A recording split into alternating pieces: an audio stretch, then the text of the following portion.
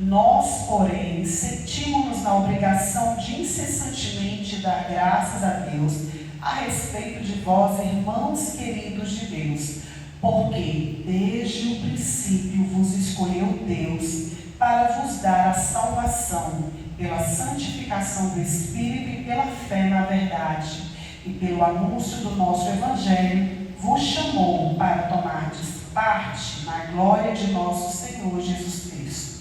Assim, pois, irmãos, ficai firme e conservai os ensinamentos que de nós aprendestes, seja por palavra, seja por carta nossa.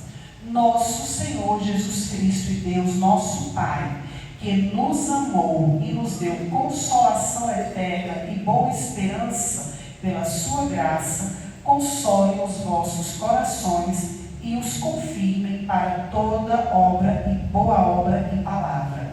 Palavra do Senhor.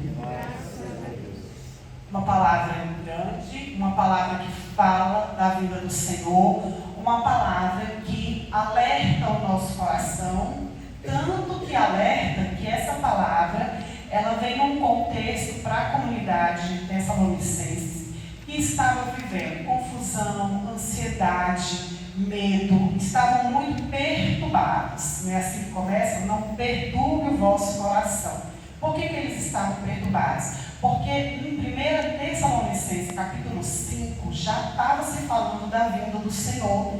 Então, Paulo já estava preparando aquela comunidade para a vinda do Senhor. Assim como nós aqui no grupo de oração também estamos nos preparando. Porém, naquela época houve um problema. Apareceram falsos profetas que começaram a divulgar que Cristo já tinha vindo, que já estava e que já tinha até feito o que era para fazer. E o povo de Tessalonicenses ficou perdido. Eles falaram, como assim? E nós ficamos para trás?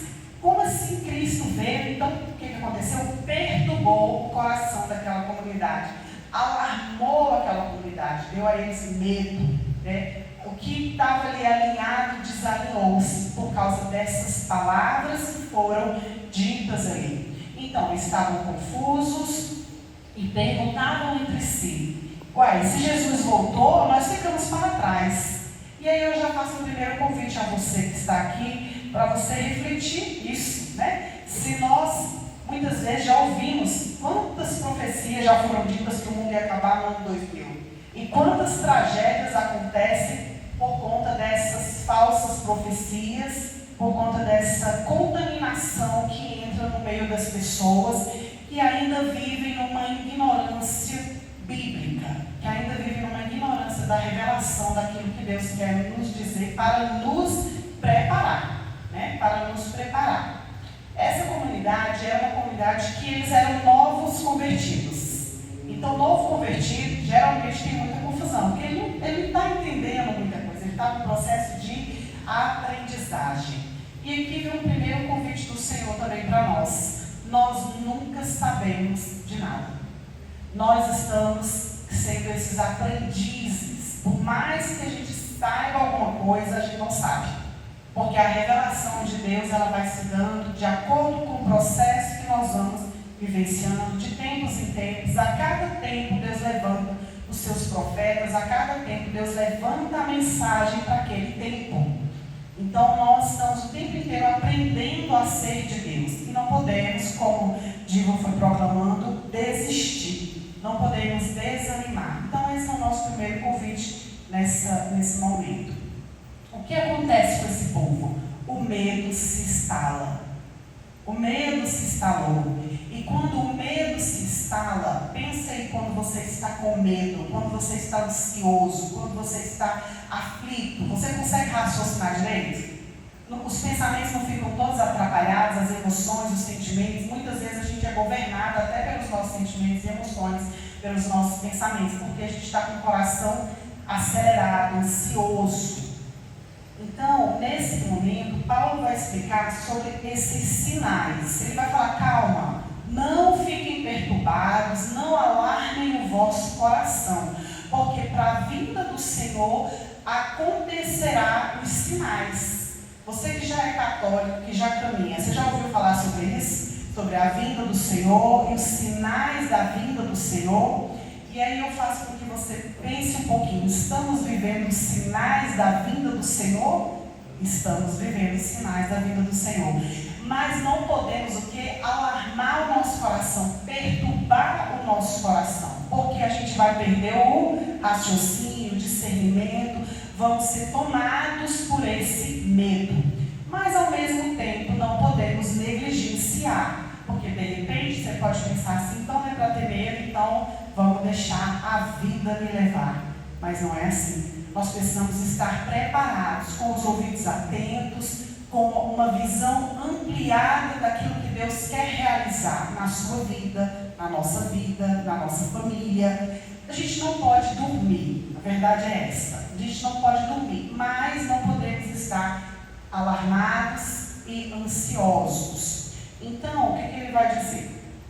Não vos lembrais de que vos dizia essas coisas quando eu ainda estava convosco? Agora, pois, sabei perfeitamente que algo detém e ele se manifestará ao seu tempo, porque o mistério da iniquidade já está em ação, apenas esperando o desaparecimento daquele que detém.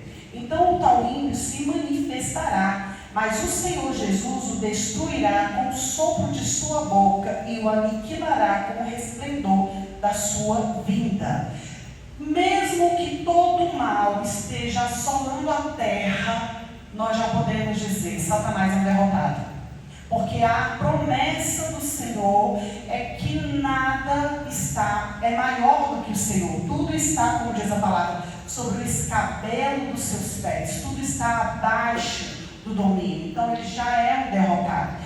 Destruirá com o sopro de sua boca e o aniquilará com o resplendor da sua vida. Também é um alerta para nós pensarmos, como está a minha fé? Eu acredito em Deus, eu acredito na palavra de Deus, eu acredito no poder, na salvação que Deus me concedeu, ou eu sou abalado por qualquer vento de palavra, qualquer coisa rouba a minha fé, qualquer coisa me prostra, qualquer coisa me coloca afastado de Deus.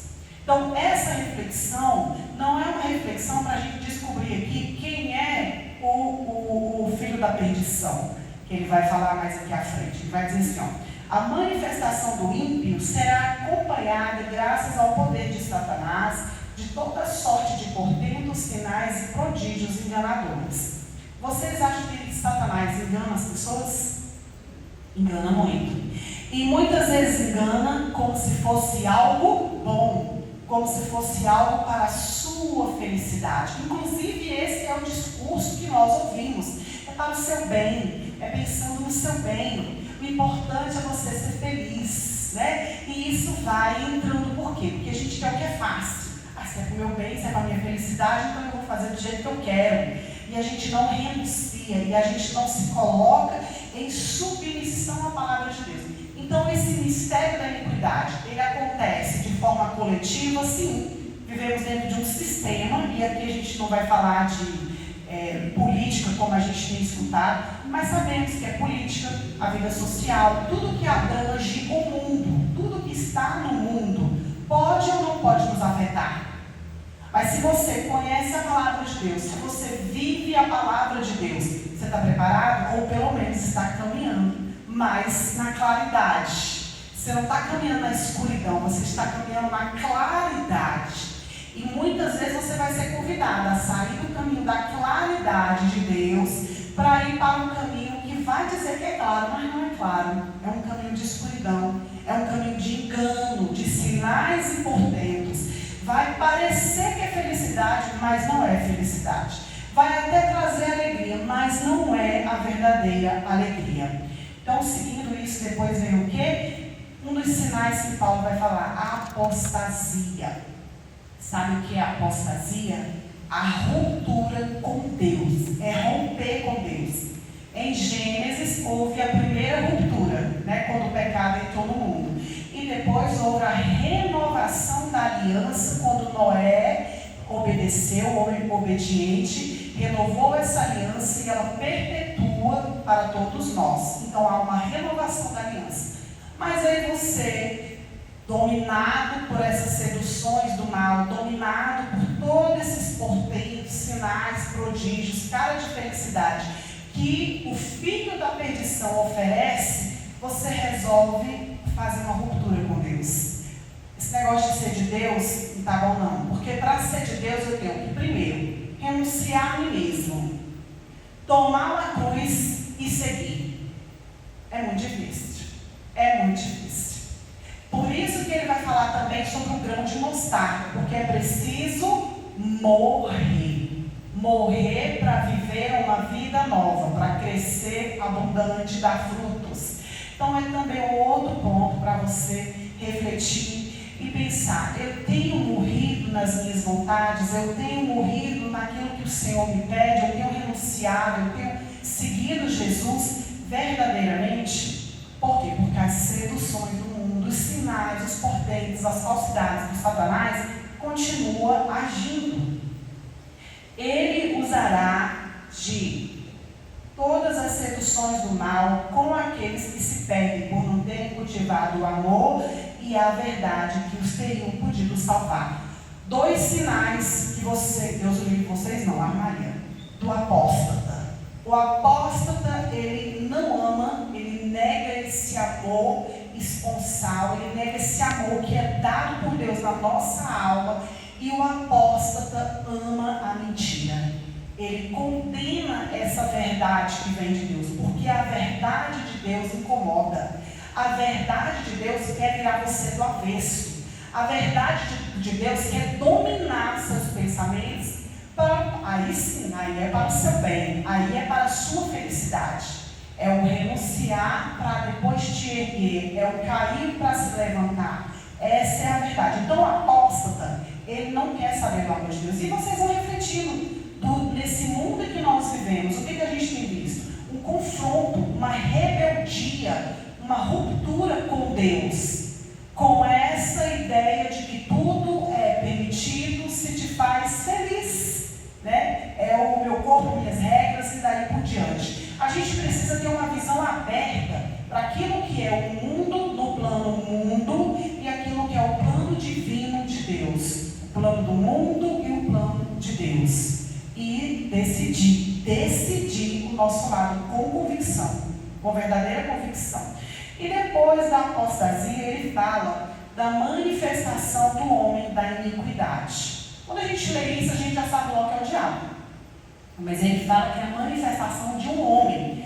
E há muita especulação. Quem já não ouviu falar, é o meia-meia, é não sei quem, são os grandes bilionários, né? E fica essa especulação de quem é esse homem da iniquidade. É o que eu estou dizendo, nós estamos dentro de um sistema do mundo. E a gente precisa viver o céu nessa terra. Então o convite diário, todos os dias é: Senhor, eu quero viver o céu nessa terra. Eu quero viver o céu nessa terra. Essa terra acontece morte, sangue derramado, roubos, acontece tudo de ruim, porque há uma ação do mal sobre essa terra. Mas eu quero viver o céu nessa terra. Esse é o grande convite de Deus para nós. Viver o céu na terra, onde você está, no seu trabalho, na sua casa, na realidade que você vive, na igreja, porque pasmem. Tem gente que está na igreja, mas não vive o céu dentro da igreja. Muitas vezes vive o contrário, como dizia o Padre Léo, é palito de fósforo na mão do diabo. Se riscar, pega fogo, destrói a comunidade, destrói tudo aquilo. Então, o primeiro, a quem nós temos que ouvir é Deus falando conosco. E dizer: Senhor, eu renuncio, eu não quero ser esse palito de fósforo na mão do sedutor, do diabo, para destruir nada. Eu quero construir na ação do Espírito Santo de Deus. E aqui, meus irmãos, essa palavra é muito forte, porque a gente vai pensando que é apenas no plano coletivo, no plano externo. Essa rebelião contra Deus, ela existe, não existe? É uma rebelião contra Deus. Cada dia mais nós vemos pessoas deixando de ser de Deus e até entrando em seitas declaradas, satanistas, e todas essas loucuras que a gente vai vendo de enganação. A palavra está dizendo, é engano, é ilusão, é sedução. E como que você vai estar blindado, protegido? Quando você tiver esse poder do Espírito Santo de Deus agindo diariamente na sua vida. E a apostasia começa quando Deus deixa de ser uma Aí vem o plano pessoal. Sai do plano coletivo, do sistema do mundo e traz para a nossa realidade, para a sua realidade. Quando Deus deixa de ser referência dentro do nosso coração e começa a querer ou rebeldia contra Deus ou ocupar o lugar de Deus. Isso é apostasia. É você querer ocupar muitas vezes o lugar de Deus. Vocês vão lembrar, quem fez seminário de vida recente, lembra que teve a pregação do Senhor de Jesus? Vocês lembram o que fez? O que vocês entraram na cabeça? Uma coroa. Né? Quem não fez o seminário também eu posso dizer para você. Muitas vezes a gente pega a coroa que está na cabeça de Cristo e coloca na nossa coroa. Então a gente precisa estar sempre analisando as nossas ações, as nossas atitudes, para saber, eu estou querendo roubar o lugar de Deus? Às vezes a gente faz. Infelizmente a gente faz. Mas a gente precisa retomar a consciência rapidinho e dar o lugar de Deus para o lugar que é de Deus. Quando a gente faz isso, quando a gente passa a negociar a verdade, quando você tenta adaptar aquilo que é a verdade de Cristo na sua verdade. Sabe aquelas pessoas que se pudesse arrancar uma página da Bíblia, eu não concordo com isso. Não, isso aqui, para que a igreja é assim? Para que a igreja é assada? Todas essas situações e condições que vão roubando o nosso coração. O homem da iniquidade, ele é quem? A criatura que quer ocupar o lugar do Criador. Imagina, no plano pessoal. Você é uma criatura, você é feito barro nas mãos do oleiro, mas chega um ponto que o pecado vai tomando posse, vai entrando, e você começa a estar cheio de prepotência, arrogância, todos esses sentimentos que vão dando lugar, tomando o espaço de Deus. Na verdade, nós não precisamos saber quem é o homem da iniquidade, o sistema do mundo, mas a gente precisa conhecer que tipo de iniquidade talvez nós estamos alimentando dentro da gente. Que tipo de ruptura, que tipo de situação que a gente está vivendo que está se afastando de Deus, que está colocando Deus distante da realidade que você vive. Ser escolhido para essa salvação, ele precisa entender, pecado é transgredir, todos nós pecamos. Todos nós pecamos diariamente. E quando a gente se aproxima de Deus, a gente precisa ir cada vez mais conhecendo o que é esse pecado, para a gente não pecar. Agora, quando você resolve não conhecer isso, é iniquidade. Quando você resolve não mudar de vida ou relativizar isso, é iniquidade. Então é essa a diferença. Ser escolhido para a salvação é descobrir que essa iniciativa ela é de Deus. Ser escolhido para a salvação não quer dizer que você é melhor do que ninguém. Todos são escolhidos para a salvação. Agora, o que nós precisamos é dar uma resposta a essa salvação.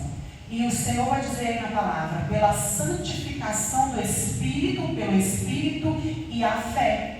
Então não há salvação se você não tem uma resposta de santidade a Deus, se você não busca responder a Deus, que se deu inteiramente, e você também precisa se dar, eu também preciso me dar, ofertar a nossa vida de tal maneira como Cristo ofertou. Paulo, isso é loucura. Meus irmãos, quando a gente conhece o amor de Deus, quando a gente recebe a unção do Espírito Santo de Deus, não há outro caminho. A gente quer mais, a gente peca, a gente faz Deus ali muitas vezes sofrer com os nossos pecados, mas a gente não quer se afastar. A gente quer viver essa experiência do Senhor. Quando nós estávamos rezando por essa reunião de oração, e aí eu já vou pedir para você fechando seus olhos, para a gente poder já fazer essa reflexão final.